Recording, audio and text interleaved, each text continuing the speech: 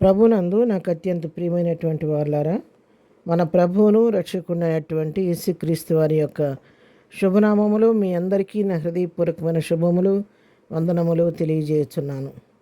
అందరూ బాగున్నారా? దేవుని కృపను బట్టి మీరందరూ బాగున్నారని నమ్ముతున్నాను. మీ కొరకు నిత్యము నేను ప్రార్థిస్తూ ఉన్నాను. మీరు కూడా దయచేసి మీ ప్రార్థనలో నన్ను జ్ఞాపకం చేసుకోండి, నా కొరకు ప్రార్థన చేయండి. ఈరోజు ఉదయకాల సమయం దేవుని వాక్యాన్ని ధ్యానం చేసుకుందాం. ఈరోజు వాక్య ధ్యానం కొరకు మనం తీసుకున్నట్టు లేఖన భాగం కీర్తనల గ్రంథం 37వ కీర్తన 5వ వచనం చదువుకుందాం. నీ మార్గమును యెహోవాకు అప్పగింపుము, నీవు ఆయనను నమ్ముకొనుము, ఆయన నీ కార్యము నెరవేర్చును. ఆమేన్.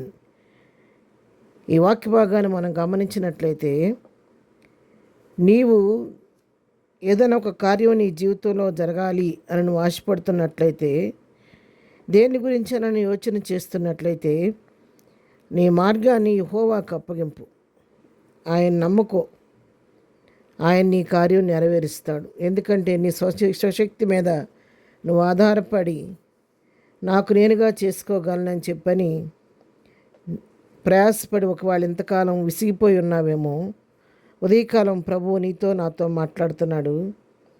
ఇక నీ స్వశక్తి మీద ఆధారపడటం మానివేసి దేవుని మీద ఆధారపడటానికి అలవాటు చేసుకోండి. నీ మార్గాన్ని ప్రభువా, ఇది నా వల్ల కాదు, నీకు అప్పగిస్తున్నాను ఈ సమస్య, నీవే నా పట్ల ఈ కార్యం చేయాలని నీ మార్గాన్ని ఆయనకు అప్పగించి దృఢమైన విశ్వాసంతో ఆయన వైపు చూడు. నువ్వు తప్పకుండా నీ జీవితంలో ఇంతవరకు జరగని కార్యాలు, ఆగిపోయిన కార్యాలు, ప్రయాసపడి ఎంత ప్రయాసపడినా ఈ కార్యం జరగలేదని నువ్వు విసిగి వేసారిపోయిన కార్యాలు నీ పట్ల అద్భుతంగా చేసి నీ నోటిని నవ్వు కలుగు చేస్తాడు. అందుకే కీర్తన గ్రంథంలోనే 55వ కీర్తన 22వ వచనం మనం చూసినట్లయితే, నీ భారము యెహోవా మీద మోపుము, ఆయనే నిన్ను ఆదుకొనును, నీతిమంతులను ఆయన ఎన్నడను కదలనీయుడు. ఇక్కడ దేవుని వాక్యం సెలవిస్తుంది. అమ్మ, నీ భారం నువ్వే నీ భారాన్ని మోసుకుంటూ ఉండొద్దు, కానీ నీ భారాన్ని ప్రభు పైన మోపు, యెహోవా మీద నీ భారాన్ని మోపు.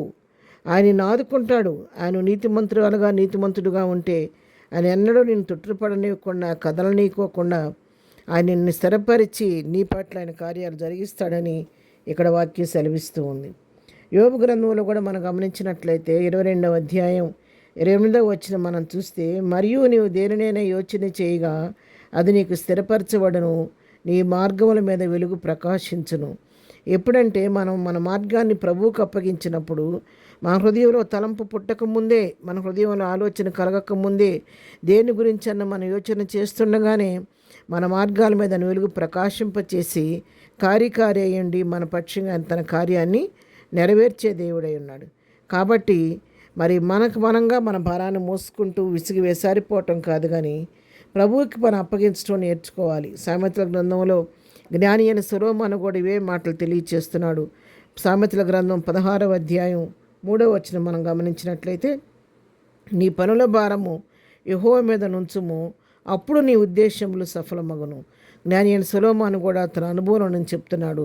నీ పనుల భారం యెహోవా మీద ఉంచుము, నీ ఉద్దేశములు సఫలమవుతాయి అని చెబుతున్నాడు. కాబట్టి ఉదయకాలం వాక్యం వింటున్నటువంటి ప్రియులారా, మరి నీతోనే ప్రభు సూటిగా మాట్లాడుతున్నాడు. ఉదయకాల సమయంలో నువ్వు ఏ స్థితిలో ఉన్నావో, ఏ పనుల కోసం నువ్వు ఎదురు చూస్తున్నావో, ఏ కార్యాలు నీ జీవితంలో ఆగిపోయి ఉన్నాయో, ఏ కార్యాలు జరగాలని నువ్వు ఎదురు చూచి విసిగి వేసారిపోయావో నాకు తెలియదు, కానీ ఉదయకాలం ప్రభువు నీకు ఇస్తున్నటువంటి శుభవచనం ఏంటంటే, ఇక నీ స్వశక్తి మీద ఆధారపడటం మానివేసి నాపై వైపు నువ్వు చూడు, నాపైన నీ భారం మోపు, నేను నీ పట్ల కార్యం చేయబోతున్నా అని చెప్పి దేవుడు వాగ్దానం చేస్తున్నాడు. కాబట్టి ప్రభువుకు మీ సమస్యను అప్పగించి ప్రభు వైపు చూడండి.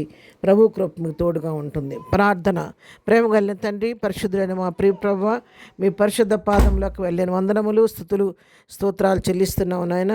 ఉదయకాల సమయంలో ప్రభువా, ఇంతవరకు మీరు మాతో ఉన్నారు. మాకు ఇచ్చిన మంచి వాగ్దానాన్ని బట్టి మీకు వందనాలు తండ్రి.